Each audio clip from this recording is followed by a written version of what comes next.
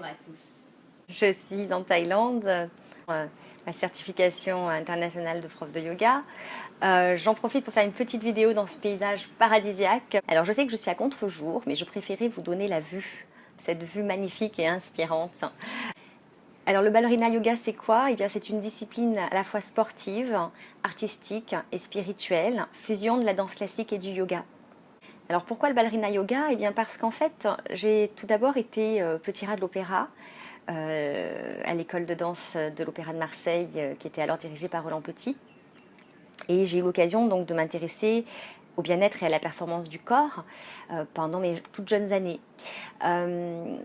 Cependant, je trouvais la danse classique extrêmement rigide, rigoureuse, exigeante, et j'y voyais à la fois des points extrêmement positifs, mais aussi des limitations, notamment pour le développement de soi, pour le bien-être, pour l'épanouissement. Je me suis ensuite intéressée au bien-être de l'esprit en me formant à la psychologie, à la psychothérapie et au coaching. Et bien évidemment, le corps me manquait. Au lycée, on m'appelait la tête et les jambes. Je crois que c'était prémonitoire. Si je travaillais trop intellectuellement, j'avais les fourmis dans les pattes. Et puis, si je faisais que danser, j'en avais marre à un moment donné de ne parler que de chaussons et juste au corps usé. Et je ne me nourrissais pas suffisamment intellectuellement.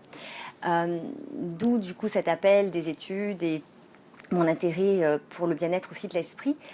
Également parce qu'en fait je me rendais compte que même si je maîtrisais bien mon corps et si j'étais en bonne santé et si je me nourrissais bien et si je faisais de l'exercice physique, si je respectais bien en fait les piliers du bien-être physique que sont l'exercice physique, la nutrition, la récupération et l'oxygénation, en fait, ça ne me suffisait pas pour aller vraiment bien dans ma tête. Donc c'est pour ça que je me suis intéressée au bien-être psychique.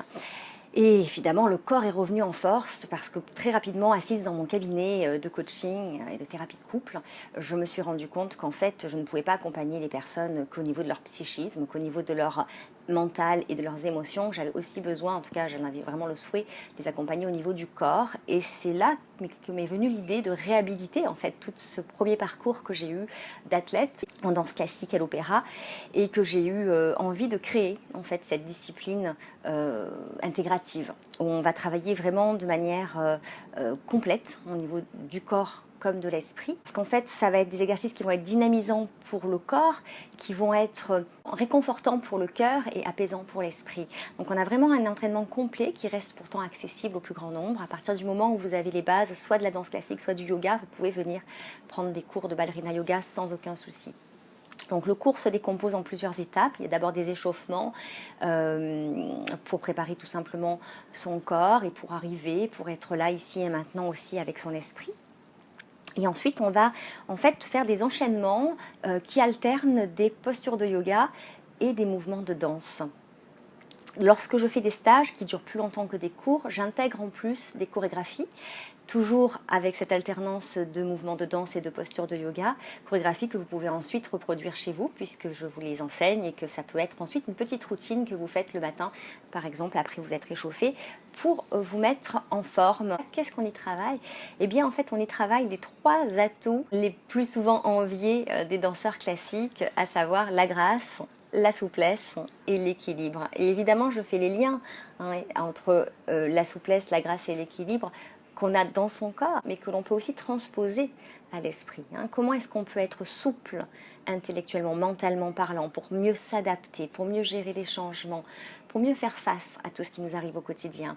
Comment est-ce qu'on peut être dans un équilibre de vie? Comment est-ce qu'on peut faire les bons choix pour toujours garder son équilibre au niveau aussi de son esprit et ne pas être déséquilibré. Vous voyez que le lien, il est très facilement faisable entre le corps et l'esprit. Et enfin, pour la grâce, eh bien, comment est-ce qu'on peut surfer, naviguer?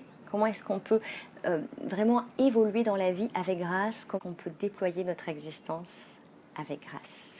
Messieurs, vous êtes également les bienvenus. Il y a parfois des ballerina yogi boys qui viennent, pas que des ballerina yogi girls, donc vous êtes tous les bienvenus puisque évidemment, ça peut être très intéressant aussi pour vous, messieurs, de développer votre yin, puisque nous avons tous une partie masculine et une partie féminine en nous de toute façon. Vous pouvez également me retrouver et retrouver toutes les infos sur la page Facebook, donc www.facebook.com/ballerina yoga fan. Je vous dis à très vite, prenez soin de vous et surtout, faites-vous du bien. Bye bye. Et maintenant, piscine.